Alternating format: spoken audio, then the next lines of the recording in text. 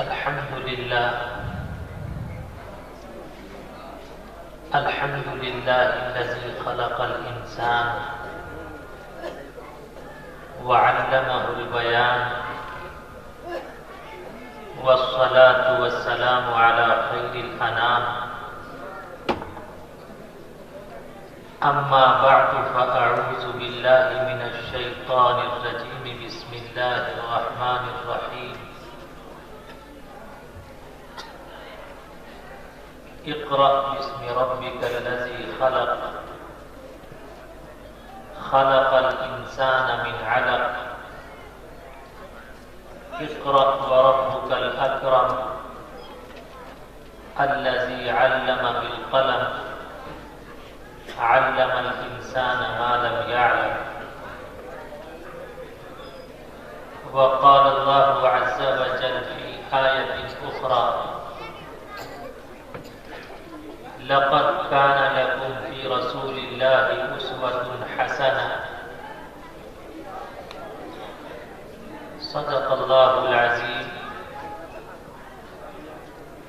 व क़ाल अन्नबिय्यु सल्लल्लाहु अलैहि वसल्लम अल मुस्लिमु मन सलिमल मुस्लिमून मिन लिसानिही व यदिही व क़ाल अन्नबिय्यु सल्लल्लाहु अलैहि वसल्लम अद्दीनु अन्नसीहा औ कमा क़ाल अलैहि सलातु वस्सलाम व अहसन मिनका लम तर क़त्तु ऐनी व अजमल मिनका लम तलिदिन निसा खुलिक़्त मुबर्रअन मिन कुल्ली ऐबिन कअन्नका क़द खुलिक़्त कमा तशा। नहीं देखा मेरी आँखों ने तुझ जैसा हंसी कोई, नहीं माँ जन सकी दुनिया में तुझसा महजबी कोई। मुबर्रा तुझको ऐबों से जहां में सब किया पैदा, बनाया तुझको वैसा ही कि चाहा तूने खुद जैसा। व बाद ला इलाहा हन्ने पापम इल्लल्लाह परम पदम जन्म वैकुंठ पराग अनोति जपे नाम मुहम्मदम।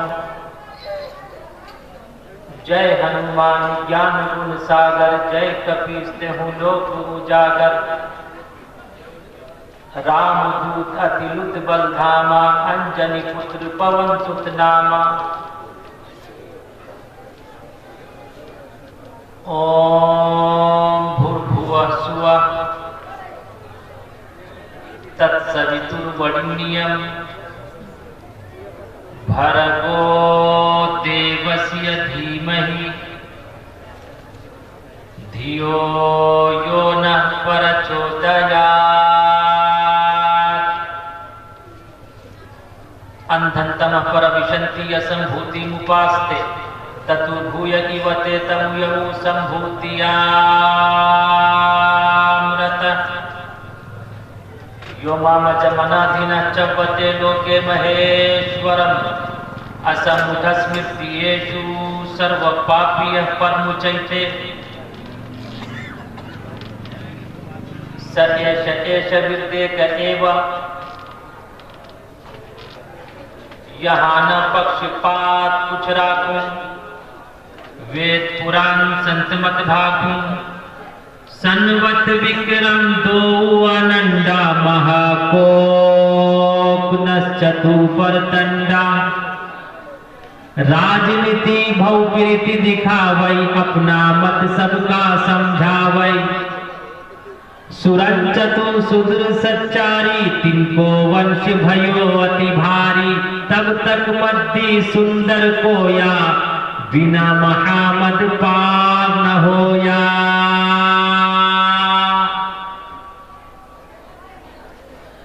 आदत निकालो हर चीज के चौगुन कर लो भाई।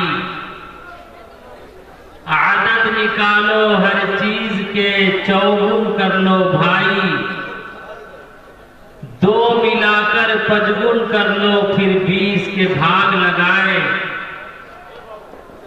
बाकी बचे को 9 गुण कर लो और 2 उसमें मिलाए। कहत कबीरा सुन भाई साधु, नाम मोहम्मद के आए।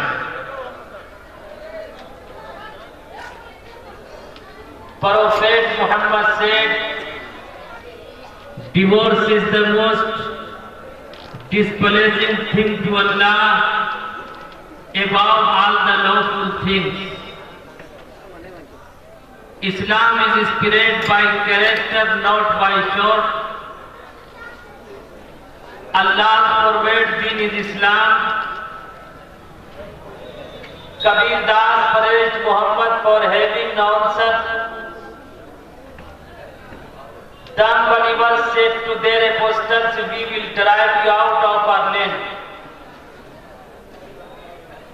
Guide us to the path that is straight. God is small, grand, slow but sure.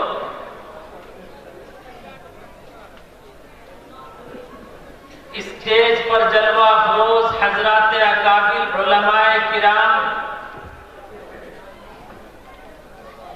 शुअराए निजाम, बुजुर्गों, दोस्तों, अजीज साथियों, पर्दा नशी माँ और बहनों,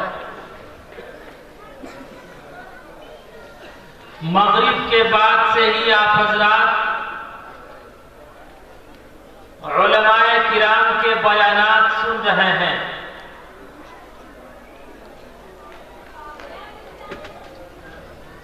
बड़े लंबे अंतराल के बाद मेरा नंबर आया है। मुख्तसर से वक्त में मुख्तसर सी बात, शायद के उतर जाए तेरे दिल में मेरी बात।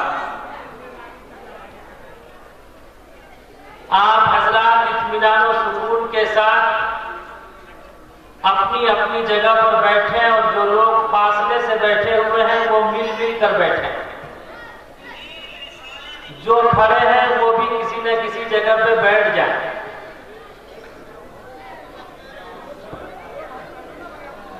फासले से खड़े मत रहिए या फासले से मत बैठिए, बल्कि खाली जगहों को पुर कीजिए, मिल मिल कर बैठिए।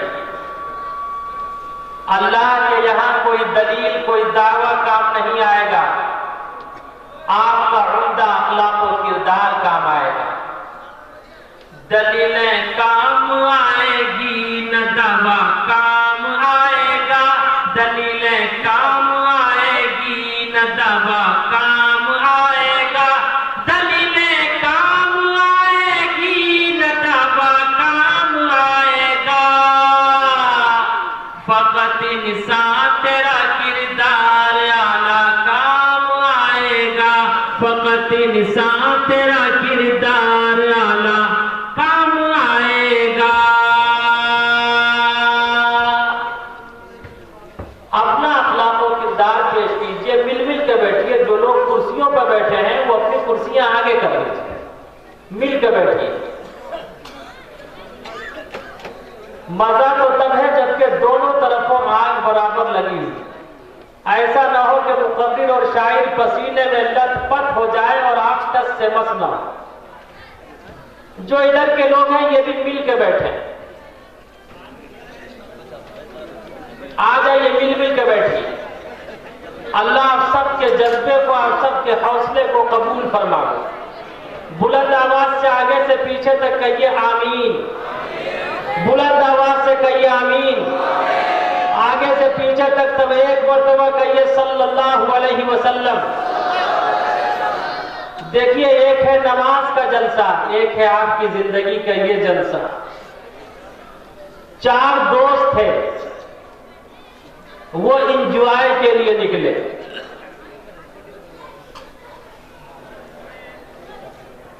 जोहर का वक्त हो गया,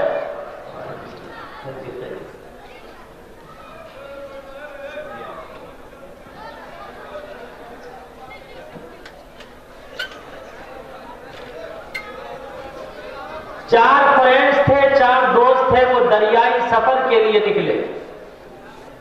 जोहर का वक्त हो गया, एक इमाम बन गया, 3 मुक्तदी बन गए। इमाम ने कहा अल्लाहु अकबर, पीछे मुक्तदियों ने इक्तिदा की। अचानक दरिया से आवाज आई। एक मुक्तदी बोल पड़ा, दर दरिया खड़बड़ चीज, दरिया में क्या खड़बड़ कर रहा है। उसके बाजू में जो दूसरा मुक्तदी था वो बोल पड़ा, माही बाशद या घड़ियाल, मछली होगी या घड़ियाल होगा। तीसरा बोल पड़ा, जब नमाज कोई बोला था, नमाज में भी कहीं कोई बोला करता है। अब इमाम साहब कहाँ खामोश रहने वाले, इमाम साहब भी बोल पड़े, भले हुआ कि हम न बोले। बोलने वाले तो नमाज में बोल जाया करते और आप जलसे में नहीं बोलते।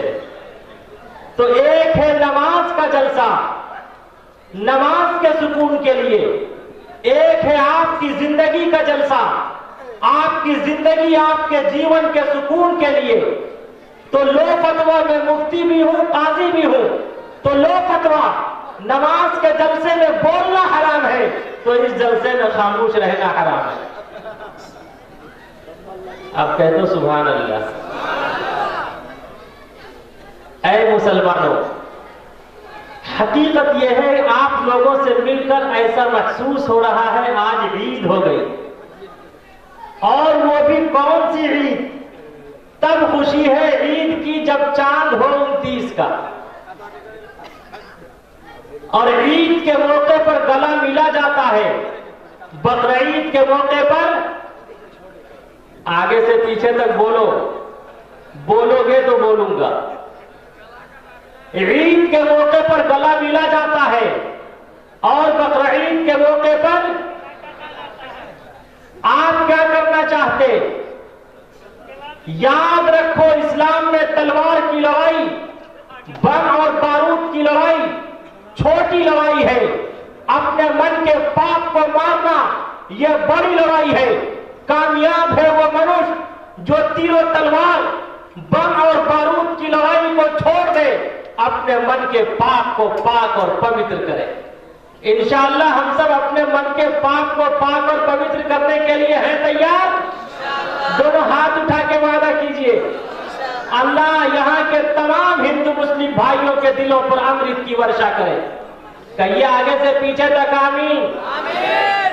ऐ हिंदू मुस्लिम भाइयों, बहुत ध्यान पूर्वक से सुनने की जरूरत है। आपने जो वेलकम और स्वागत किया है, मैं भी दिल की गहराइयों से आप सबका सम्मान करते हुए बड़े प्रेम के साथ कहना चाहता, अगर किसी इंसान के हाथ न हो, इंसान जिंदा रह सकता। अगर किसी इंसान का पैर न हो, इंसान जिंदा रह सकता। अगर किसी इंसान की आंखें न हो, इंसान नाबीना बनकर भी जिंदा रह सकता। अगर किसी इंसान के कान न हो, इंसान बहरा बनकर भी जिंदा रह सकता। अगर किसी इंसान की जबान न हो, इंसान गूंगा बनकर भी जिंदा रह सकता। बल्कि मुझे इससे भी आगे बढ़कर कहने की इजाजत दे दो, अगर किसी इंसान का हाथ गलत उठे, हाथ को तोड़ा जा सकता। पैर गलत उठे, पैर को मरोड़ा जा सकता। निगाह गलत देखे, आंखों को फोड़ा जा सकता। अगर किसी इंसान की जबान गलत बोले, जबान पर ताला और लगाम लगाया जा सकता। लेकिन अगर किसी इंसान का दिल गलत हो तो उसका कोई इलाज नहीं। दिल सही तो हाथ सही, दिल सही तो पैर सही, दिल सही तो आंखें सही, दिल सही तो कान सही, दिल सही तो सर सही, दिल गलत तो सब गलत। इसीलिए कबीरदास ने कहा था, बुरा जो देखन मैं चला, बुरा न मिलिया कोई। बुरा जो देखन मैं चला, बुरा न मिलिया कोई। जो दिल खोजा अपना, मुझसे बुरा ना कोई, मुझसे बुरा ना कोई।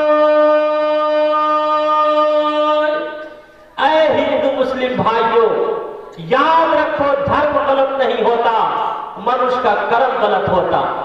गीता का श्लोक है, कर्म इज वर्शिप, कर्म ही पूजा है।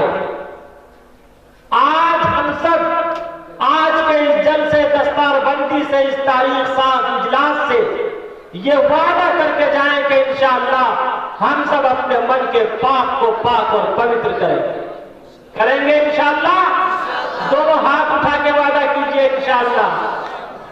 अल्लाह आप सबको खुश रखे, आबाद रखे। खूब दिली दुआएं हैं। ऐ हिंदू मुस्लिम भाइयों, ध्यान पूर्वक से सुनो। बड़ी बड़ी किताबें, बड़ी बड़ी पुस्तकें, बड़े बड़े सहाई, बड़े बड़े लिटरेचर पढ़ने से कोई मुल्ला और पंडित नहीं बनता। हाँ, अगर कोई 2.5 अक्षर प्रेम का, प्यार का, उल्फत का, मोहब्बत का, मवद्दत का, एक दूसरे के सम्मान का पढ़ ले तो उससे बड़ा सज्जन इस संसार में कोई व्यक्ति नहीं है, कोई व्यक्ति नहीं। पोथी पढ़ी पढ़ी जग मुआ, पंडित भया ना कोई। पोथी पढ़ी पढ़ी जग मुआ, पंडित भया ना कोई। 2.5 अक्षर प्रेम का, पढ़ा सो पंडित होय, पढ़ा सो पंडित होय। कबीर दास का नाम आप लोगों ने सुना है। ये कबीर दास के दोहे हैं। एक सूफी संत थे जिन्होंने पूरे संसार को, मानवता को मोहब्बत और प्रेम का संदेश दिया। आपने अकबर बादशाह का नाम सुना है? आगे से पीछे तक बोलिए। अकबर बादशाह के वजीर का, होम मिनिस्टर का नाम था बीरबल। क्या नाम था? बीरबल बहुत बड़ा विद्वान था। कुछ भेदभाव करने वालों ने अकबर बादशाह से शिकायत की, आप हम में से किसी को अपना होम मिनिस्टर बना लीजिए, हम में से किसी को अपना वजीर बना लीजिए। अकबर बादशाह ने इन तमाम विरोधियों का एग्जाम लिया। कहा कि देख ये 3 पैसे हैं, जा 1 पैसे का अब खरीदना, दूसरे का तब खरीदना, तीसरे का ना अब खरीदना ना तब खरीदना। तमाम के तमाम भेदभाव करने वाले गए, थोड़ी देर में वापस आ गए। कहा बादशाह सलामत, अब मिला तब मिला, ना अब मिला ना तब मिला, तीनों पैसे वापस। उसके बाद अकबर बादशाह ने बीरबल को बुलाया, कम हियर, ऐ बीरबल इधर आ, देख ये 3 पैसे हैं, जा 1 पैसे का अब खरीदना, दूसरे का तब खरीदना, तीसरे का ना अब खरीदना ना तब खरीदना। बीरबल तमाम विरोधियों को अपने साथ लेकर जाता है।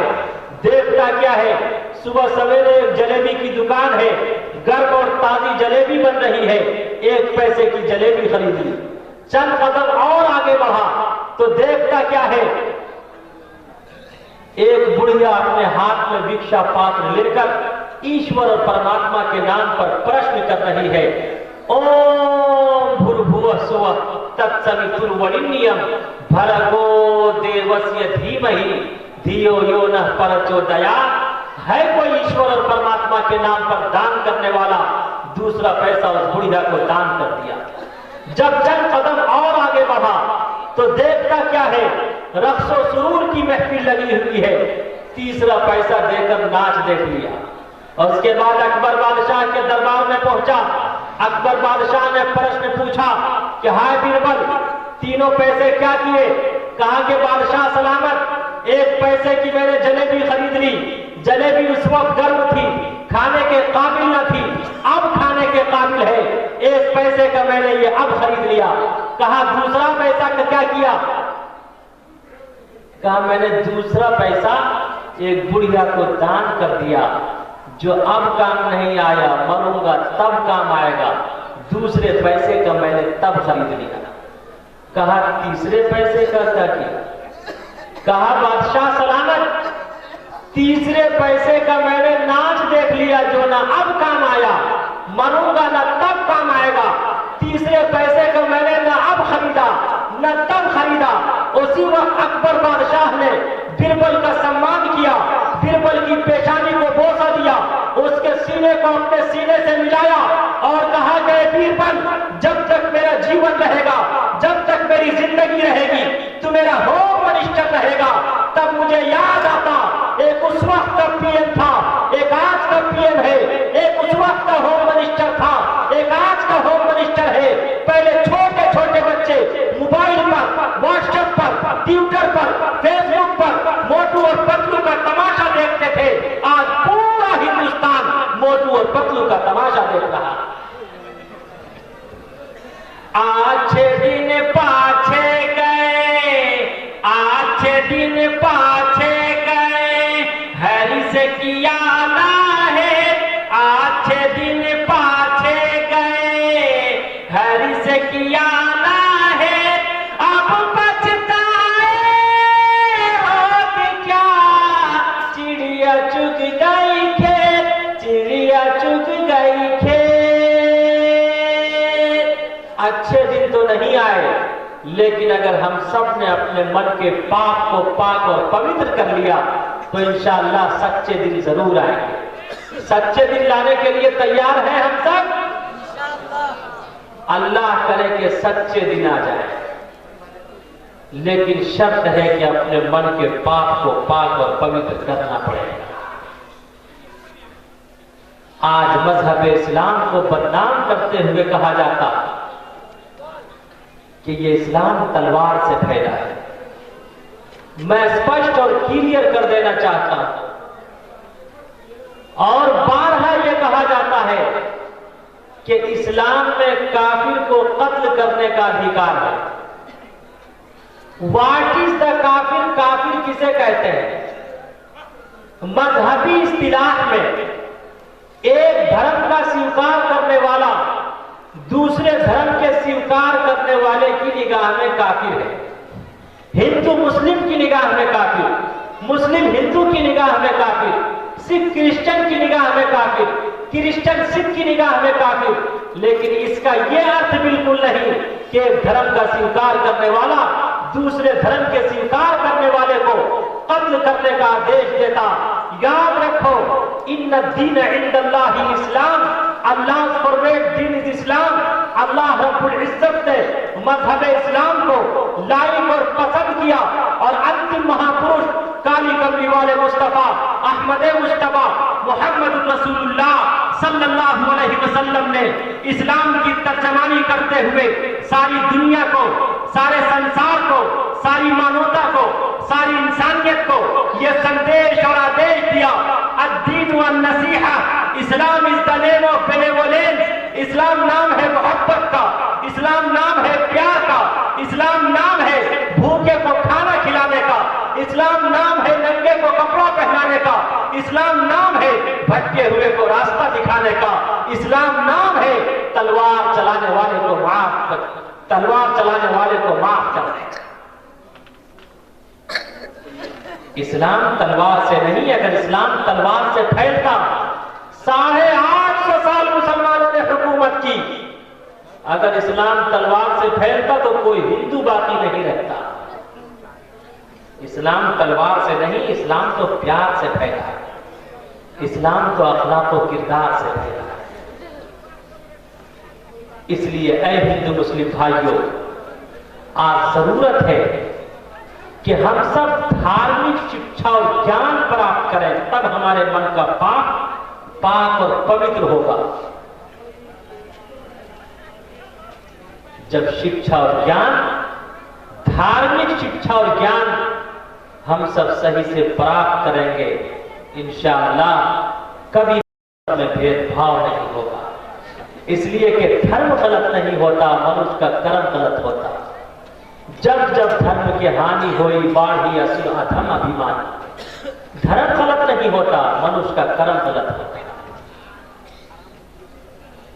एक मौलवी साहब सुबह सुबह नमाज पढ़ के जंगल के करीब से गुजर रहे थे।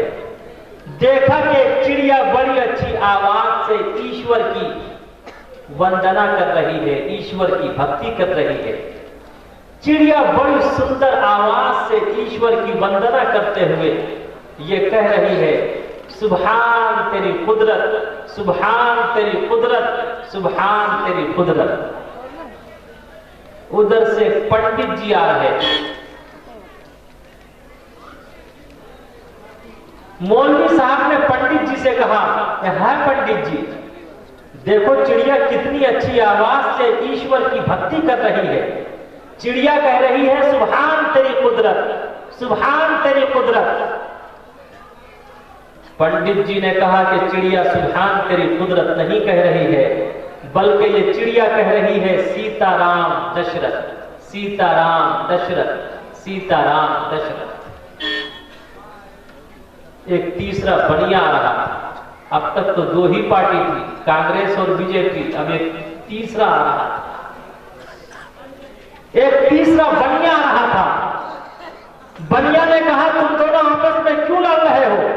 कहा यार देखो चिड़िया कह रही है सुभान तेरी कुदरत, लेकिन ये पंडित जी कह रहे हैं चिड़िया कह रही है सीताराम दशरथ, सीताराम दशरथ। और उसने कहा तुम दोनों गलत। चिड़िया न कह रही है सुभान तेरी कुदरत, न कह रही है सीताराम दशरथ, बल्कि चिड़िया कह रही है उठो बैठो, बल्कि चिड़िया कह रही है नून तेल अदरक, नून तेल अदरक, नून तेल अदरक। तीनों आपस में लड़ने लगे, हाथापाई करने लगे। एक चौथा पहलवान आ रहा था। पहलवान ने कहा कि तुम तीनों आपस में क्यों लड़ रहे हो? मुल्ला जी ने कहा कि यार चिड़िया कितनी अच्छी आवाज से ईश्वर की भक्ति कर रही है। चिड़िया कह रही है सुभान तेरी कुदरत। पंडित जी कह रहे चिड़िया कह रही है सीताराम दशरथ। ये बनिया कह रहा है चिड़िया कह रही है नून तेल अदरक। कहा तुम तीनों गलत। इन तीनों ने कहा कि तो आप ही फैसला कर दीजिए। कहते हैं लाओ डंडा खाए डंडा, हर मजा डंडे में है। लग गया फिरौन के सर फिर कजा डंडे में है। मरता क्या न करता।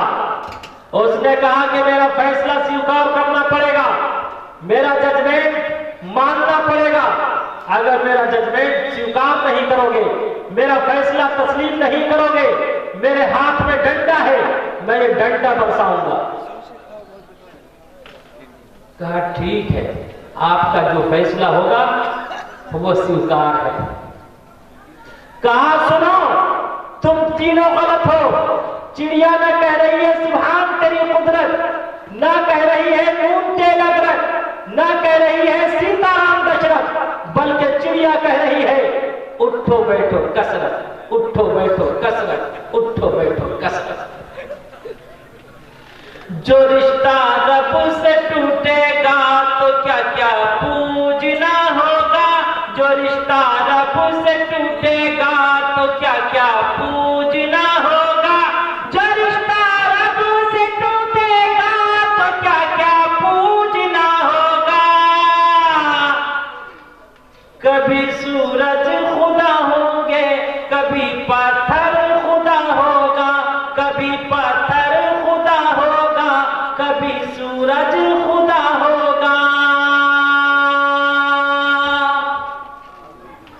ऐ मुसलमानों, अगर हकीकतन अपने मन के पाप को पाक और पवित्र करना चाहते हो तो ये सिर्फ कुरान ने हदीस ने नहीं, कुरान और हदीस ने तो कहा ही है। कबीर दास ने भी बड़े अच्छे अंदाज से कहा। तुलसीदास ने आसान हिंदी में उसका तर्जमा किया। तुलसीदास जी ने कहा ला इलाहा हन्ने पापम इल्लल्लाह परम पदम जन्म वैकुंठ परात अनोती जपे नाम मोहम्मद। कि अगर तुम कामयाबी चाहते हो, कामरानी चाहते हो, इज्जत चाहते हो, मकाम चाहते हो, मर्तबा चाहते हो, दोनों जहान में सम्मान चाहते हो, तो याद रखो ला इलाहा इल्लल्लाह को मजबूत करना पड़ेगा, इसका जप करना पड़ेगा और मोहम्मद रसूलुल्लाह सल्लल्लाहु अलैहि वसल्लम के आइडियल को तस्लीम करना पड़ेगा। सहाबे किराम फरमाते तअल्लमनल ईमान सुम्मा तअल्लमनल कुरान। पहले हमने अपने ईमान को मजबूत किया है, अपने ईमान पर मेहनत की है, संघर्ष किया है, उसके बाद हमने कुरान पे मेहनत की है। और मजहब इस्लाम को सब सबसे पुराना दीन भी कहा जाता है दीन क़य्यिम, सबसे प्राचीन दीन। और इसी को कहते हैं सनातन, सबसे पुराना दीन। और एक तीसरा नाम है शाश्वत, यानी आकाश से धरती तक जो दीन ईश्वर ने अपने महापुरुषों के जरिए से दिया, वो दीन सही सालिम हम तक पहुंचा, सारी इंसानियत और मानवता तक पहुंचा। इस्लाम की बुनियाद में कभी कोई जर्रा बराबर फर्क नहीं आया। आदम अलैहिस्सलातु वस्सलाम आए, आदम अलैहिस्सलातु वस्सलाम ने क्या मैसेज और संदेश दिया? ला इलाहा इल्लल्लाह। आदम सफीउल्लाह कहा था ना। नूह अलैहिस्सलातु वस्सलाम आए, नूह अलैहिस्सलातु वस्सलाम ने यह संदेश दिया ला इलाहा इल्लल्लाह। नूह नजीउल्लाह, इब्राहीम अलैहिस्सलाम ने यह संदेश दिया ला इलाहा इल्लल्लाह। इब्राहीम खलीलुल्लाह कहा था या नहीं? मूसा अलैहिस्सलाम आए, मूसा अलैहिस्सलाम ने संदेश दिया ला इलाहा इल्लल्लाह। मूसा कलीमुल्लाह। दाऊद अलैहिस्सलाम आए, दाऊद अलैहिस्सलाम ने संदेश दिया ला इलाहा इल्लल्लाह। दाऊद खलीफतुल्लाह। यूसुफ अलैहिस्सलाम आए, यूसुफ अलैहिस्सलाम ने संदेश दिया ला इलाहा इल्लल्लाह। यूसुफ सिद्दीकुल्लाह। ईसा अलैहिस्सलाम आए, ईसा अलैहिस्सलातु वस्सलाम ने यह संदेश दिया ला इलाहा इल्लल्लाह। ईसा रूहुल्लाह। अंतिम में, एक लास्ट में, जब काली कमली वाले मुस्तफा अहमद मुस्तफा मोहम्मद रसूलुल्लाह सल्लल्लाहु अलैहि वसल्लम ने इस रूए जमीन पर कदम रखा, तो आप अलैहिस्सलातु वस्सलाम ने भी सारी इंसानियत और मानवता को सद्मार्ग पर चलाने के लिए आप अलैहिस्सलातु वस्सलाम ने यह पैगाम दिया था, guide us to the path that is straight. आप अलैहिस्सलातु वस्सलाम ने सारी मानवता को यह संदेश दिया ला इलाहा इल्लल्लाह मुहम्मदुर, बोलो आगे से पीछे तक, ला इलाहा इल्लल्लाह मुहम्मदुर रसूलुल्लाह। इसीलिए तुलसीदास जी ने कहा ला इलाहा हन्ने पापम इल्लल्लाह। गाड़ी चोरी हुई आप ऐलान कीजिए ना, ऐसे ऐलान कीजिए। ला इलाहा हन्ने पापम इल्लल्लाह परम पदम जन्म वैकुंठ पराप्त नोति जपे नाम मुहम्मदम। कि ला इलाहा इल्लल्लाह का जप करने से तमाम पाप मिट जाते हैं, और जो मोहम्मद रसूलुल्लाह सल्लल्लाहु अलैहि वसल्लम को अपना आइडियल मानेगा, खुदा की कसम उसे स्वर्ग मिलेगा, वो नरक में कभी नहीं जा सकता। आज हम और आप इस कलमे की मेहनत, ये तो बेचारे दावत और तबलीग से जुड़े हुए अफराद मेहनत करते हैं, जिन लोगों को कलमा नसीब नहीं होता उन्हें कलमा नसीब हुआ। जो लोग बगैर नमाज जनाजा के मरते थे उसे नमाज जनाजा मयस्सर हुई। भाई देखिए, कोई गाड़ी चोरी हो गई है, उस गाड़ी का नंबर बता रहे हैं, देख लीजिए। एक गाड़ी किसी के दरवाजे से चोरी हो गई है, जिसका नंबर है BR11AS 8116। ये गाड़ी जहाँ कहीं भी है उसको ला करके मदरसे में दे दें, मेहरबानी होगी। भाई एक गाड़ी चोरी हो गई है, अगर किसी की नजर कहीं पड़े उस गाड़ी पर, भाई गाड़ी अगर न भी कोई दे, गाड़ी वाला के कहना यह है कि कोई हर्ज नहीं, उस बेचारे के सारे कागजात जो अब तक उसने पढ़ा है, सारी डिग्रियां उसमें मौजूद है, वो कागज मदरसे के आसपास फाइल छोड़ दे, 12वीं की है, 10वीं की है, और बहुत सारे कागजात बता रहे बेचारा वो कि सिर्फ कागजात हमको दे दे, चाहे गाड़ी वो ना दे। तो जिसको शख्स ने भी ये हरकत की है, अगर थोड़ा भी ईमान रखता है या जमीन रखता है, तो बराए मेहरबानी उस लड़के का कागज, यही लवटोलिया का रहने वाला लड़का जिसकी मोटरसाइकिल है, उसके कागज मदरसे के हाथ में कहीं छोड़ दे, ताकि उसको मिल जाए, उसकी जिंदगी खराब होने से बच जाए।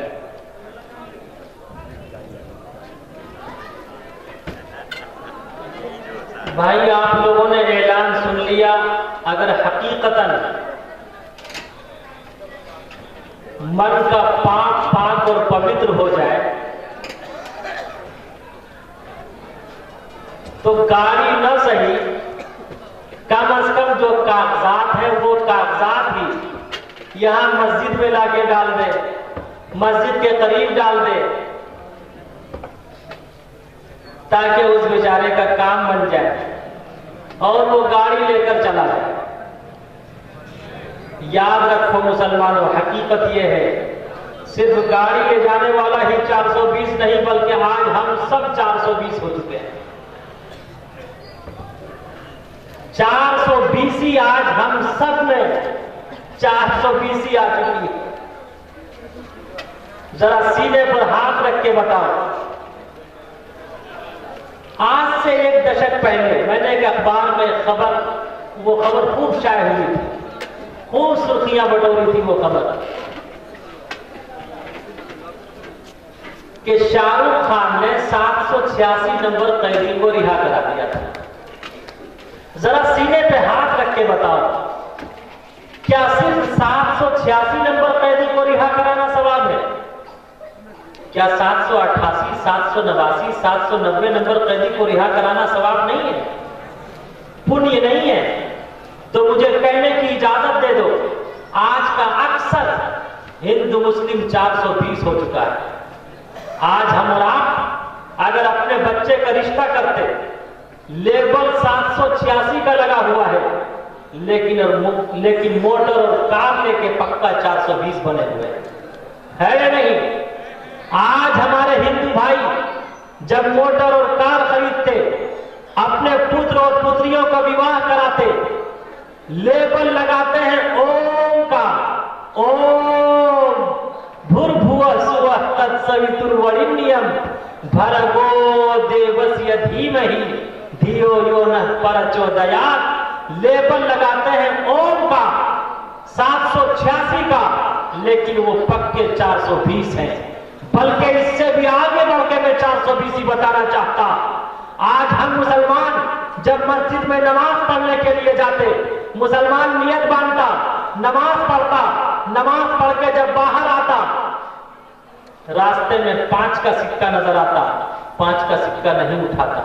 अब मोदी जी वाला 500 नजर आ जाता, 2000 नजर आ जाता, चुपके से पैर रखता, आगे पीछे देखता, उस 1000 500 को अपनी पॉकेट और जेब में रख लेता। लगता है आज हमारे हिंदू भाई जब वो मंदिर जाते हैं, अगर मंदिर में किसी की घड़ी छूट जाए, किसी का पर्स छूट जाए, किसी का मोबाइल छूट जाए, तो वहां ऐलान किया जाता, ये पर्स किसका है, ये मोबाइल किसका है, ये घड़ी किसकी है। लेकिन वही जब ईश्वर की भक्ति करके बाहर आते हैं, किसी की चप्पल चोरी होती है, रास्ते में अगर 10 का सिक्का नजर आता, 10 का सिक्का नहीं उठाते, लेकिन वही 2000 नजर आ जाता, 2000 के नोट पे चुपके से अपना कदम रखते, पैर रखते, आगे पीछे देखते, उसे अपनी जेब और पॉकेट में रखते। तो मुझे कहने की इजाजत दे दो, आज का अक्सर हिंदू मुस्लिम पक्का 420 हो चुका है। ऐ हिंदू मुस्लिम भाइयों, अपने अंदर से 420 को खत्म करो और 786 पे अमल करो। अपने मन के पाप को पाक और पवित्र करो। ईश्वर हम सबको इस रुए जमीन पे भी सम्मान देगा और आखिरत में भी हम सबका बेड़ा पार होगा। और ऐसी 420 बात हुई थी 200 बाराती मंगनी में 32, खाने में जब गिनती हुई तो निकले 420। बेदावत के खाते हैं क्यों यह जायद मेहमान, बताओ कैसे बचे ईमान, बताओ कैसे बचे ईमान। इंशाअल्लाह हम सब अपने मन के पाप को पाक और पवित्र करेंगे। और गाड़ी उस साहब की किसी ने ली हो, अगर वो गाड़ी न दे तो खैर कोई बात नहीं, लेकिन कम से कम जो कागजात हैं वो कागजात लाकर दे दें। उसमें बहुत कीमती कागजात हैं, वो कागजात ही कम से कम दे दें। ऐ मुसलमानों, बहुत गौर से सुनने की जरूरत है। लॉकडाउन से पहले आसाम में मेरा प्रोग्राम था।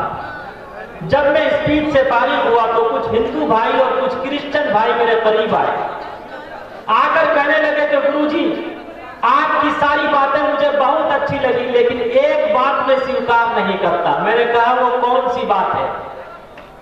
कहा आपने कहा कि सिर्फ अंतिम महापुरुष प्रोफेट मोहम्मद की सीरत सारी इंसानियत के लिए आइडियल और नमूना है, मैं इसे स्वीकार नहीं करता। उसने कहा क्या ईसा यसूफ की सीरत सारी इंसानियत के लिए आइडियल और नमूना नहीं है? मैंने उनसे कहा कि अगर ईसा अलैहिस्सलातु वस्सलाम की सीरत सारी इंसानियत और मानवता के लिए आइडियल और नमूना है, तो आप ये बताइए कि ईसा अलैहिस्सलातु वस्सलाम ने निकाह कैसे किया और ईसा अलैहिस्सलातु वस्सलाम ने अपने पुत्र और पुत्रियों को शिक्षा और ज्ञान कैसे प्राप्त करवाया? तो उसने मुझे चिढ़ाने के लिए कहा आप उस प्रोफेट मोहम्मद की बात करते हैं, प्रोफेट मोहम्मद ने सिर्फ शादियां ही तो की थी, उसके सिवा और क्या किया था? ऐ मुसलमानों, जरा सीने पे हाथ रख के बताओ, अगर कोई हमारे हिंदू भाइयों से कहे कि श्री कृष्णा जी ने सिर्फ विवाह ही तो किया था, उसके सिवा और क्या किया था? बताइए हमारे हिंदू भाइयों को कितना गुस्सा आएगा। इसलिए कि बेशक आप अलैहिस्सलातु वस्सलाम की 11 और 12 शादियां थी, आप अलैहिस्सलातु वस्सलाम ने 11 और 12 विवाह किया, लेकिन श्री कृष्णा जी की 16,108 पत्नियां थी, जिनमें से 9 पत्नियों का नाम खुद महाभारत में मौजूद है। पहली पत्नी का नाम राधा था, दूसरी का नाम रुक्मणी था, तीसरी का नाम सत्यभामा था, चौथी का नाम सिर्फ सतिया था, पांचवी का नाम जंबावती था, छठी का नाम भद्रा था, सातवीं का नाम मथुराबंदा था, आठवीं का नाम लक्ष्मणा था और नवीं का नाम कालंदी था। अगर आप अलैहिस्सलातु वस्सलाम की 12 शादियों की वजह से, आपके 12 निकाह की वजह से, आपकी 12 पत्नियों की वजह से नऊज़ बिल्लाह अगर आपको अय्याश कहा जाता है, तो बताओ तुम श्री कृष्णा जी को क्या कहोगे? लेकिन याद रखो, मजहब इस्लाम ने हर धर्म और हर धर्म के धर्म गुरुओं का सम्मान किया है। हमने अपने पुरखों से यही सीखा है, हमारे पुरखों ने यह पाठ पढ़ाया है कि हर धर्म और हर धर्म के धर्म गुरुओं का सम्मान किया जाए, और इस्लाम यही सिखाता। इस्लाम ने कभी किसी के धर्म की या किसी के धर्म गुरुओं की कभी तौहीन नहीं की, इसीलिए हम कभी किसी की तौहीन नहीं कर सकते। हमारे पुरखों ने हमें और आपको ये पाठ नहीं पढ़ाया। लेकिन याद रखो मुसलमानों, जब मैंने उनसे ये कहा तो उसने कहा कि आप बताइए प्रोफेट मोहम्मद ने 12 विवाह किया था या नहीं? मैंने कहा हाँ, ये तो हिंदू भाइयों की भी किताबों में है। उष्टुरायस्य पड़वाहिनो वधूमन्तु दिविर्दशा दिव इस्माना सपरिशा यक्षास्त्र विधि मुत्सर्जय वर्तते कामकारता न ससिद्धि मुपावनी न सुखम न परम गति। मैंने कहा कि उठाओ, खुद हिंदू भाइयों के मंत्र में है, ये यजुर्वेद का मंत्र है, साफ वजाहत के साथ है कि एक ऐसा अंतिम महापुरुष आएगा, उसकी सवारी ऊंटनी होगी और उनके 12, बेशक आप अलैहिस्सलातु वस्सलाम की 12 पत्नियां थी। पहली पत्नी का नाम खदीजा था, दूसरी का नाम सौदा था, तीसरी का नाम आयशा था, चौथी का नाम हफ्सा था, पांचवी का नाम ज़ैनब बिन्ते खुज़ैमा था, छठी का नाम उम्मे सलमा था, सातवीं का नाम ज़ैनब बिन्ते जहश था, आठवीं का नाम जुवेरिया था, नवीं का नाम उम्मे हबीबा था, 10वीं का नाम सफिया था, 11वीं का नाम मैमूना था, 12वीं का नाम मारिया किप्तिया था, जिसे यमन के बादशाह ने गिफ्ट में पेश किया था। बाद में आप अलैहिस्सलातु वस्सलाम ने उससे निकाह किया था, उससे विवाह किया था, उसी से इब्राहिम नामी पुत्र पैदा हुआ था। मैंने कहा बेशक आप अलैहिस्सलातु वस्सलाम की 12 पत्नियां थी, और इस मंत्र में आप अलैहिस्सलातु वस्सलाम का ही तज़किरा है, इसलिए कि इससे पहले तज़किरा है उष्टुरायस्य पड़वाहिनो वधूमन्तु दिविर्दशा, एक ऐसा अंतिम महापुरुष आएगा, उसकी सवारी ऊंटनी होगी। बाबा अम्बेडकर ने लिखा है, हिंदुइज्म में कोई ऐसा महापुरुष नहीं आया, कोई ऐसा अवतार नहीं आया जिसकी सवारी ऊंटनी हो। हम और आपने सुना होगा, दाई हलीमा जो आपको लेने के लिए आई थी, ऊंटनी पर सवार होकर आई थी। वो ऊंटनी दुबली पतली थी, जब वापसी में आप अलैहिस्सलाम उस पे सवार हुए तो वो ऊँटनी बिजली की तरह चलने लगी। दुबली पतली दाई हलीमा की ऊँटनी दिखलाने लगी फिर बिजली सी तेजी। आमना का लाल जब सवार हो गया, आमना का लाल जब सवार हो गया, जिसको मेरे मुस्तफा से प्यार हो गया, जिसको मेरे मुस्तफा से प्यार हो गया, बाग़े जन्नत का वो हकदार हो गया, जिसको मेरे मुस्तफा से। इससे स्पष्ट और क्लियर हो गया कि ऊँटनी किसकी सवारी थी और आप अलैहिस्सलाम की कितनी पत्नियां थी। अरे बोलो आगे से पीछे तक। उसने कहा ठीक है, मैंने मान लिया कि प्रोफेट मोहम्मद की 12 पत्नियां थी, श्री कृष्ण जी की 16,108 पत्नियां थी, तो ये मुसलमान 4-4 विवाह क्यों करते हैं? बहुत गौर से सुनिएगा। आज मुआशरे और समाज में नफरत किस तरह फैलाई जाती है, जहर किस तरह फैलाया जाता, मुआशरे और समाज में बहुत गौर से सुनने की जरूरत है। मैंने कहा कि उठाओ हिंदुइज्म का एनसाइक्लोपीडिया। आप लोग धार्मिक ग्रंथों को पढ़ते ही नहीं, न पढ़ने की वजह से ये हाल है। जबकि गीता का श्लोक है, यक्षास्त्र विधि उत्सर्जया वर्तते काम कारत न सिद्धि मुपावनी न सुखम न परम गति। जो धार्मिक शिक्षा और ज्ञान पढ़ेगा उसके जीवन में सुख प्राप्त होगा। जो शिक्षा और ज्ञान पढ़ेगा, धार्मिक शिक्षा और ज्ञान पढ़ेगा, खुदा की कसम ये गीता कहता है जो धार्मिक शिक्षा और ज्ञान पढ़ेगा उसका सम्मान किया जाएगा। जो धार्मिक शिक्षा और ज्ञान पढ़ेगा वो बुद्धिमान होगा। जो धार्मिक शिक्षा और ज्ञान पढ़ेगा मरने के बाद उसी का निर्माण होगा। मैंने कहा आप लोग पढ़ते नहीं धार्मिक किताबों को, उठाइए हिंदुइज्म का एनसाइक्लोपीडिया, उसमें ब्राह्मण को 4 विवाह करने की इजाजत है, क्षत्रिय को 3 विवाह करने की इजाजत है, वैश्य को 2 विवाह करने की इजाजत है, शूद्र यानी चमार और हरिजनों को सिर्फ 1 विवाह करने का अधिकार है। मैंने कहा बताइए श्री रामचंद्र जी के फादर का नाम था महाराज दशरथ। महाराज दशरथ की कितनी पत्नियां थी? उसने कहा 3। मैंने कहा क्या किया? वो नाम नहीं गिना पाया। मैंने कहा कि उनकी 3 पत्नियां थी। पहली पत्नी का नाम कैकेयी था, दूसरी का नाम सुमित्रा था, तीसरी का नाम कौशल्या था। मैंने कहा बताओ श्री रामचंद्र जी के फादर महाराज दशरथ ने 3 विवाह क्यों किया था? उसने कहा कि पहला विवाह किया, उससे कोई पुत्र या पुत्री ना हुई तो उसने दूसरा किया। दूसरे विवाह के बाद भी दूसरी पत्नी से कोई पुत्र या पुत्री ना हुई तो फिर उसने तीसरा विवाह किया। मैंने कहा तीसरे से भी तो कोई पुत्र या पुत्री ना हुई, चौथा क्यों नहीं किया? इसलिए कि वो क्षत्रिय थे। क्षत्रिय को 3 ही विवाह करने का अधिकार था। मैंने कहा ठीक इसी तरह से मजहब इस्लाम में 4 विवाह करने का अधिकार है लेकिन आदेश नहीं है। अधिकार और आदेश में धरती और आकाश का अंतर है। ठीक इसी तरह मजहब इस्लाम में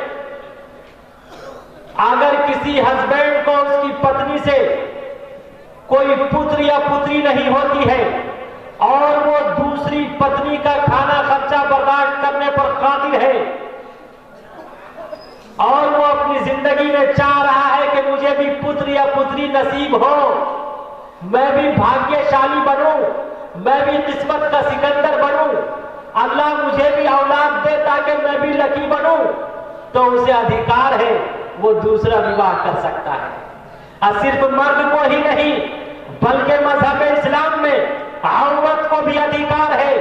अगर उसका हस्बैंड नामर्द निकला तो पर्सनल लॉ है, वो पर्सनल लॉ से अपना निकाह खत्म करा के किसी और मर्द से अपना निकाह कर सकती है।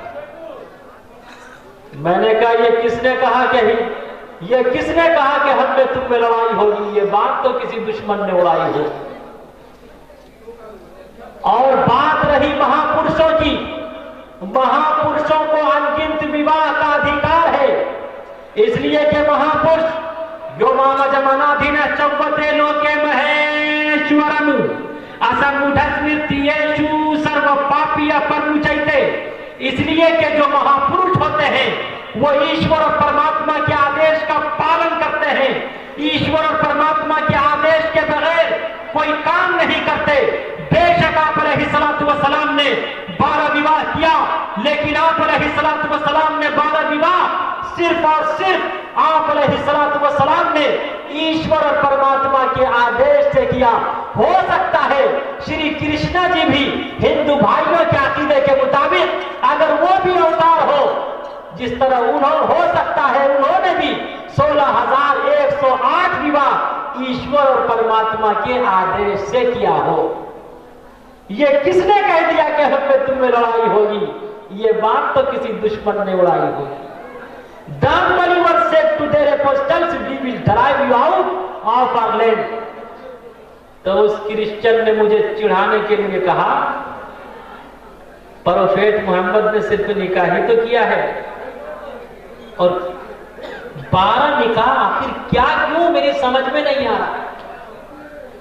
मैंने कहा सुनो, आप ये नहीं बता पाएंगे कि ईसा अलैहिस्सलातु वस्सलाम ने, इसलिए कि ईसा अलैहिस्सलातु वस्सलाम को 33 वर्ष की उम्र में आकाश पर उठाया गया। फिर ईसा अलैहिस्सलातु वस्सलाम को मस्जिद अक्सा पे बैतुल मक़दिस की मीनार पे दोबारा अवतरित किया जाएगा।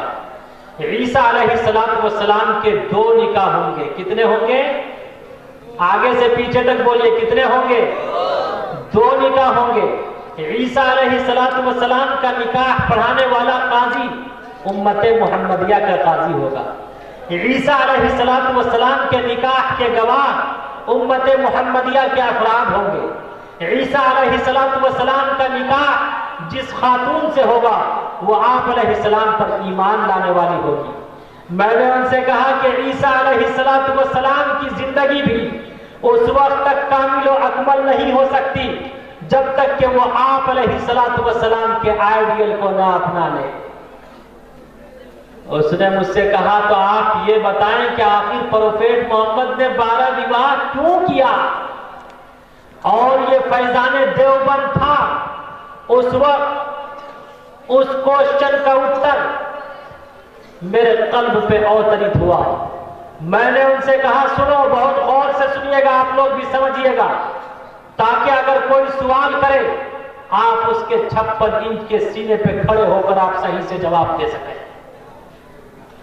हिंदू मुस्लिम भाइयों बहुत ध्यान, इसलिए कि इस रूए जमीन पर जीवन बिताने वाला कोई भी मनुष्य हो, कोई भी इंसान हो, कोई भी युवक हो, अगर वो विवाह करेगा, शादी करेगा, निकाह करेगा, तो वो इन्हीं 12 खवातीन में से किसी न किसी खातून से, किसी न किसी स्त्री से विवाह करेगा।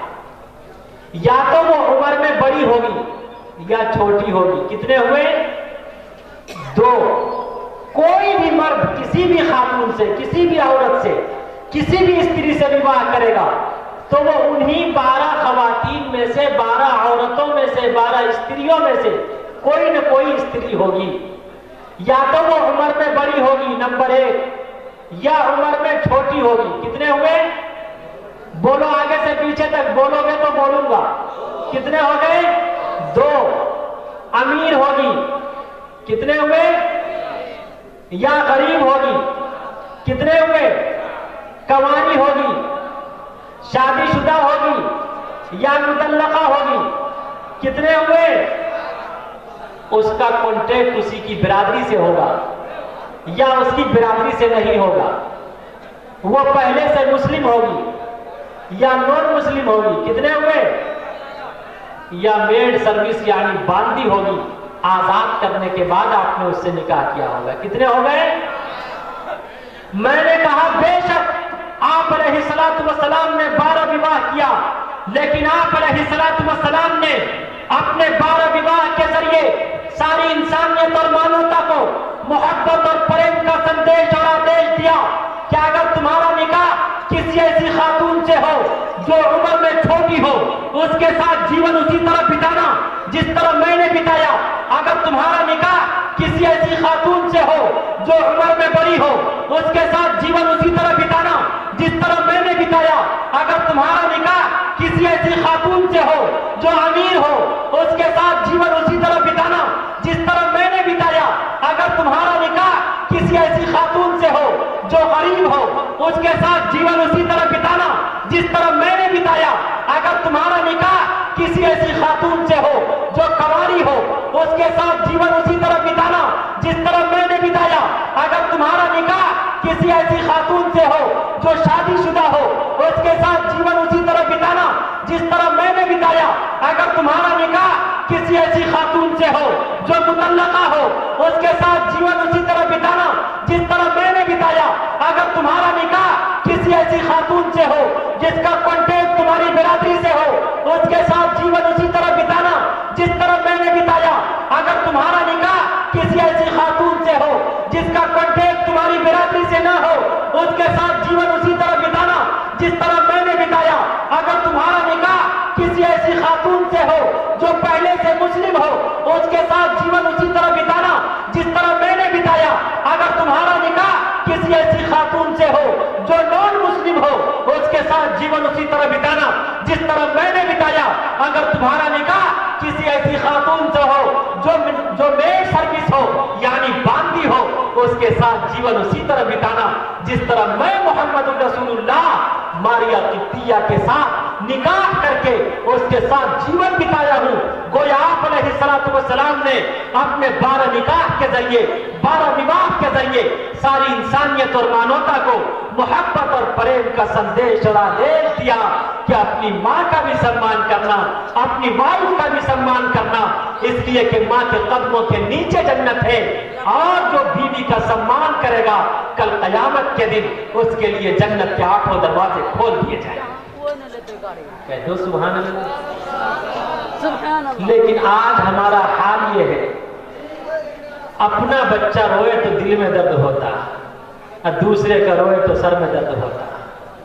अपनी वाइफ रोए तो सर में दर्द होता, और दूसरे की रोए तो दिल में दर्द होता। हाय ईश्वर और परमात्मा, ऐसे दर्द से दर्द और एहसास ना हो तो वो अच्छा है।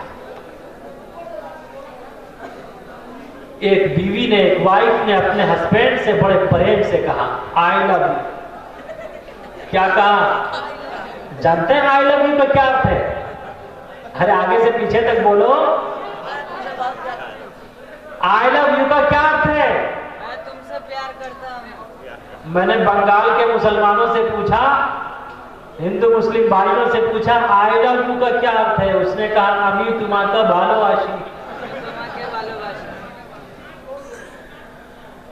पंजाब पहुंचा, पंजाब में मैंने पूछा बताओ आई लव यू का क्या अर्थ है?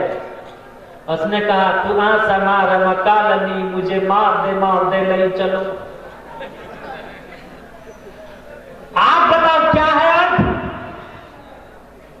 मैं तुमसे मोहब्बत करता हूं, प्यार करता हूं।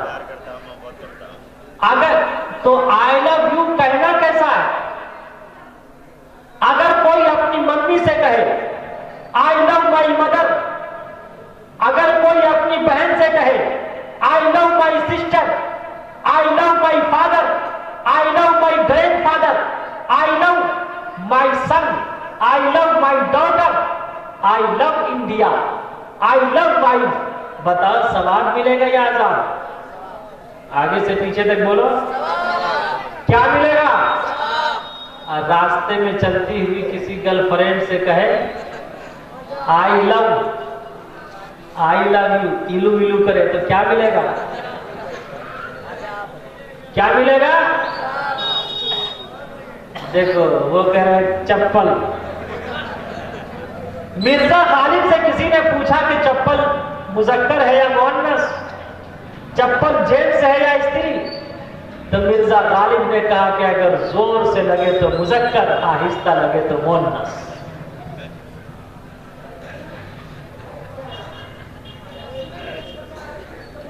तो वाइफ ने अपने हस्बैंड से बड़े प्रेम से कहा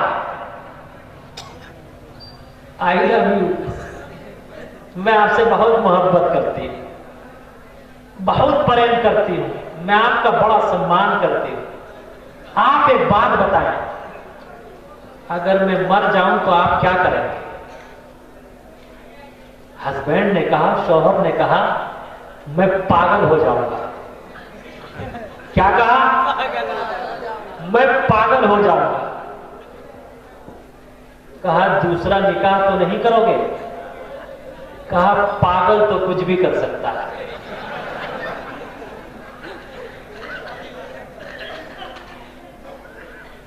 देखा आपने? इसलिए ऐ मुसलमानों, कान खोलकर सुन लो, अपनी बीवी का भी सम्मान करना, अपनी मां का भी सम्मान करना, इसलिए कि मां दुनिया में लाई है, बीवी तमाम रिश्तेदारों को छोड़कर आपके जीवन में आई है। आज का नौजवान खाने में नमक तेज हो जाए, मिर्च तेज हो जाए, अपनी बीवी को तलाक की धमकी देता, जवाब की धमकी देता। जिस तरह शीशा पत्थर से टूटता है, इसी तरह बीवी का दिल जवाब और तलाक से टूट जाया करता है। अल्लाह ने आपको तलाक का इख्तियार दिया, अधिकार दिया, मर्द को क्यों दिया, औरत को क्यों नहीं दिया? कारण क्या है? अल्लाह ने मर्द को इसलिए दिया कि मर्द अपने गुस्से को कंट्रोल कर लिया करता है, आपे से बाहर नहीं आता, इमोशनल नहीं होता। इसीलिए अगर कोई समझदार है, बात बिगड़ जाती है तो एक देता है, और अगर बेपढ़ा लिखा है तो डबल दे देता है, और अगर नशे में मस्त है तो ट्रिपल दे देता है। अगर अल्लाह तलाक का अधिकार औरतों को देता तो ये एक नहीं, दो नहीं, तीन नहीं, जितने बूढ़े पुराने हैं सबको रोजाना 3-3 हजार तलाक देके घर से बाहर निकाल देता। मैं अपनी माँ बहनों से भी कहना चाहता, हमारी माएं बहनें भी कम नहीं हैं, ये भी तलाक के वाकयात को कम कर सकती हैं। हमारी माएं बहनें ललकारती हैं, कहती है अगर एक बाप का बच्चा है तो तीनों दे के दिखा।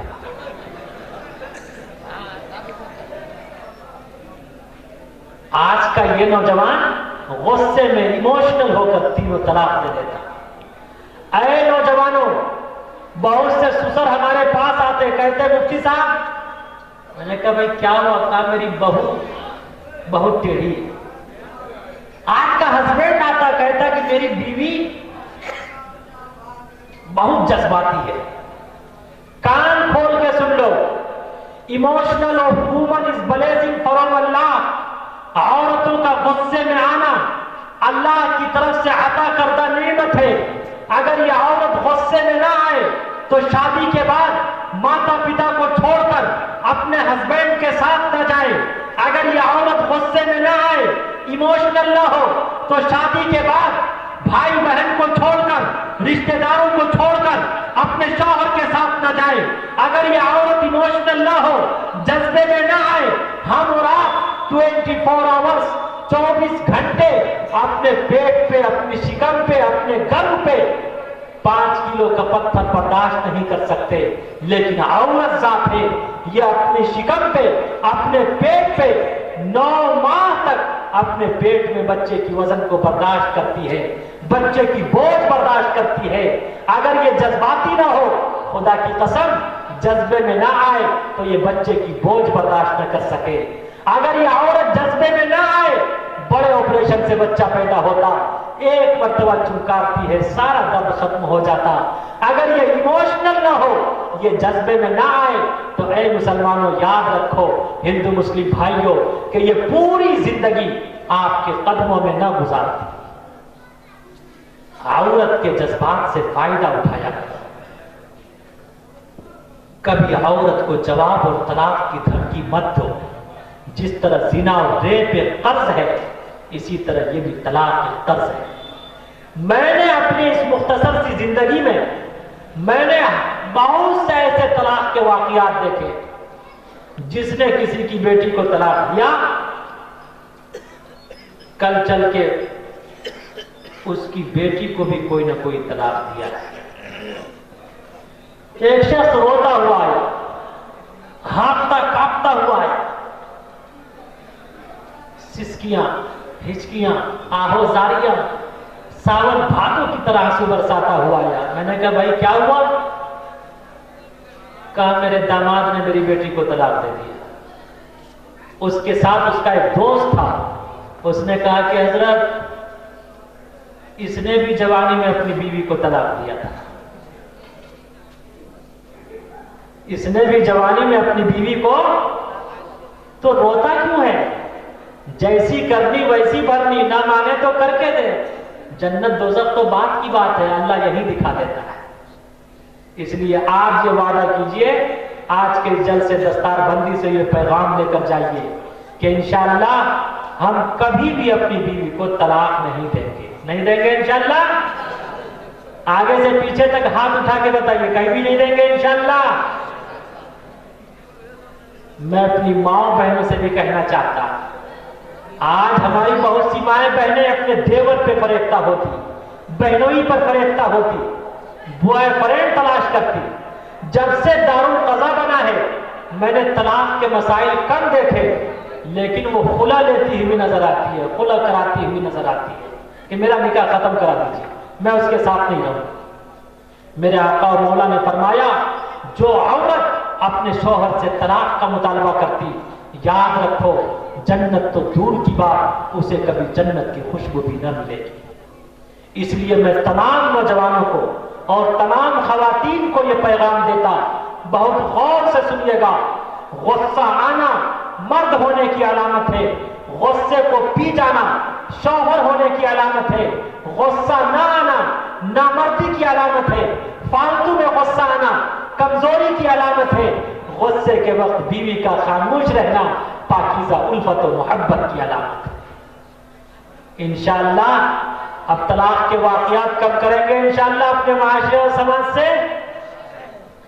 नशा पिला के गिराना तो सबको आता है, नशा पिला के गिराना तो सबको आता है।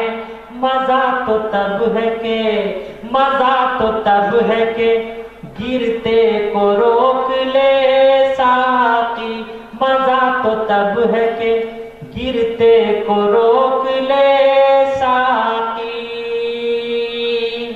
अंतिम महापुरुष ने इरशाद फरमाया, अब गजल हलाल इंदल्लाहि अत्तलाक। प्रोफेट मोहम्मद से divorce is the most displeasing thing to Allah above all the lawful things। आप अलैहिस्सलातु वस्सलाम ने इरशाद फरमाया, तमाम हलाल चीजों में सबसे बदतरीन चीज अल्लाह की निगाह में तलाक है, तलाक है, तलाक है, तलाक। एक बहुत बड़े अल्लाह के वली गुजरे हैं, उनका नाम था ख्वाजा अबुल हसन खरकानी। कहते हैं न किताबों से, नवाजों से, नजर से पैदा, दीन होता है बुजुर्गों की नजर से पैदा। कुछ उनके सच्चे भगत, उनके मुरीदीन मुतवस्सिली उनसे मुलाकात के लिए उनके घर पे पहुंचे, जाकर दरवाजे पर दस्तक दी, प्लीज ओपन द डोर, बराहे करम दरवाजा खोलिए। अंदर से उनकी वाइफ ने दरवाजा खोला, कहा क्या बात है? कहा हजरत से मुलाकात करनी है। उसने कहा गेट आउट, भागो यहां से, यहां कोई हजरत हजरत नहीं है। ये कह के उसने अंदर से लॉक कर लिया, दरवाजा बंद कर लिया। वो तमाम के तमाम सच्चे भगत, सच्चे मुरीदीन थोड़ी देर के बाद फिर उसने दरवाजे पर दस्तक दी, दरवाजा खटखटाया, प्लीज ओपन द डोर, बराए करम दरवाजा खोलिए। अंदर से वाइफ ने दरवाजा खोला, कहा क्या बात है? कहा हजरत से मुलाकात करनी है। कहा तुम लोगों को किसने बहका दिया है? यहां कोई हजरत वजरत नहीं है। कहा मेरी निगाह में उससे बड़ा कमबख्त, उससे बड़ा बदबख्त कोई है ही नहीं, भागो यहां से। तुम लोगों को किसने बहका दिया? उसने कहा आप बोल कौन रही हैं, आप हैं कौन? कहा मैं उनकी वाइफ हूं, बीवी हूं, बीवी से ज्यादा कोई अपने हस्बैंड को, कोई अपने शौहर को जान सकता? वाइफ से ज्यादा कोई अपने हस्बैंड को जान सकता है? अरे होम मेकर से ज्यादा कोई अपने शौहर गौहर को जान सकता? बात भी सही है। वो तमाम के तमाम लोग बीवी के कहना, बीवी के बहकावे पर वापस हो गए। ख्वाजा अबुल हसन खरकानी, वो लोग जिस जंगल के करीब से वापस हो रहे थे, ख्वाजा अबुल हसन खरकानी उसी जंगल से निकल रहे थे। शेर की पुष्ट पर लकड़ी का गट्ठर लादे हुए थे। एक हाथ से शेर का कान पकड़ के अमेट रहे थे, गोशमाली कर रहे थे, और दूसरे हाथ से लकड़ी का गट्ठर पकड़े हुए थे और जबान से कह रहे थे, ला इलाहा इल्लल्लाह, ला इलाहा इल्लल्लाह, ला इलाहा इल्लल्लाह। जब उन लोगों ने देखा पैरों तले जमीन खिसक गई। उधर से वो जंगल से निकल रहे थे, इधर से ये लोग गुजर रहे थे, पैरों तले जमीन खिसक गई। तौबा तिल्ला किया, कहा कि हजरत गलती माफ फरमाइए, मैं आपके घर पे मिलने गया था, लेकिन आपकी वाइफ ने इसी तरह से कहा, अरे वो तो मुझसे यूं ही मोहब्बत करती रहती है, तू बता तेरा क्या काम है। ऐ मुसलमानों बताओ, आज का नौजवान होता, आज के नौजवान को अगर कोई पड़ोसन कह दे, भाई कह दे, रिश्तेदार कह दे, माँ बाप कह दे, तो उसके बहकावे में आकर अपनी बीवी को जवाब और तलाक की धमकी देता। लेकिन कहते हैं निगाहे वली में वो तासीर देखी, बदलती हजारों की तकदीर देखी। उस वली कामिल ने, ख्वाजा अबुल हसन खरकानी ने फरमाया, तेरा क्या काम है, तू बता। कहा हजरत मैं दुआ के लिए आया था, हजरत मेरे हाथ में दुआ फरमा दे। वो जब जाने लगे, कहा कि हजरत एक बात बताइए, आपने अपनी वाइफ को, अपनी बीवी को बर्दाश्त कैसे किया?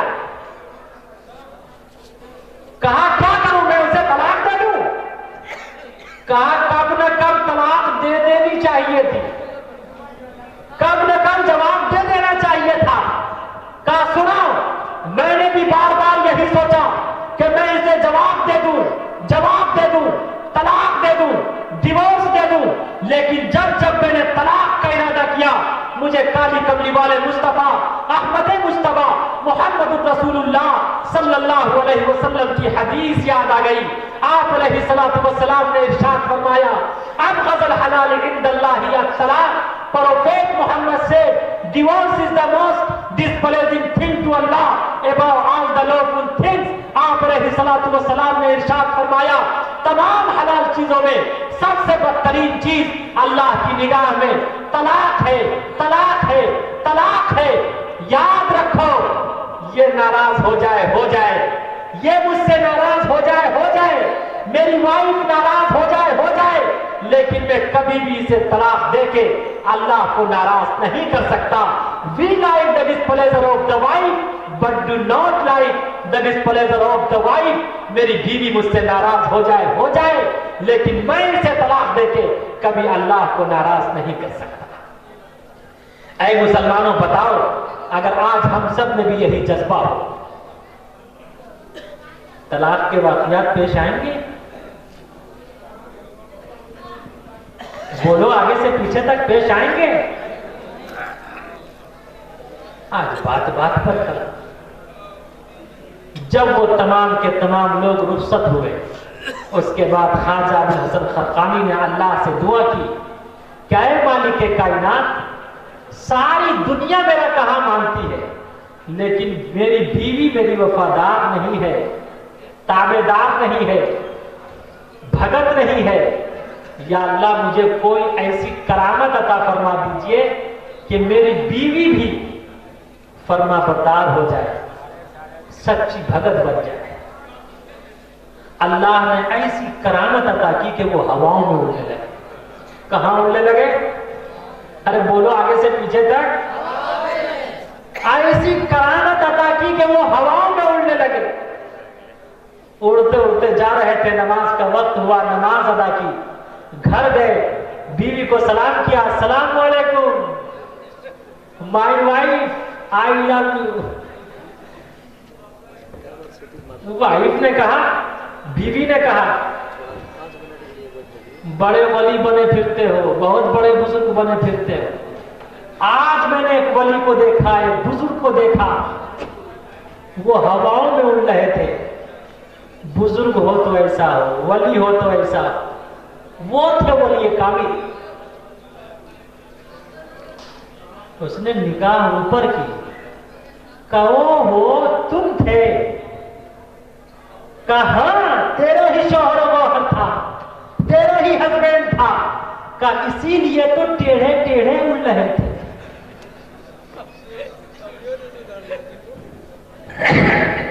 किरदार बद पे खुद ही वो गुस्से में आएगी। शौहर दिखाए दंड वो झाड़ू दिखाएगी।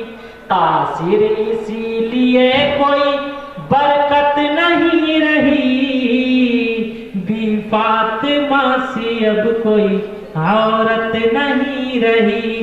बी फातिमा सी अब कोई औरत नहीं रही।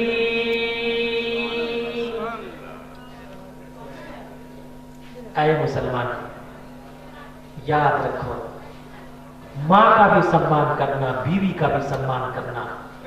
मेरे आका ने इरशाद फरमाया, जो माँ का सम्मान करेगा, माँ के कदमों के नीचे जन्नत है।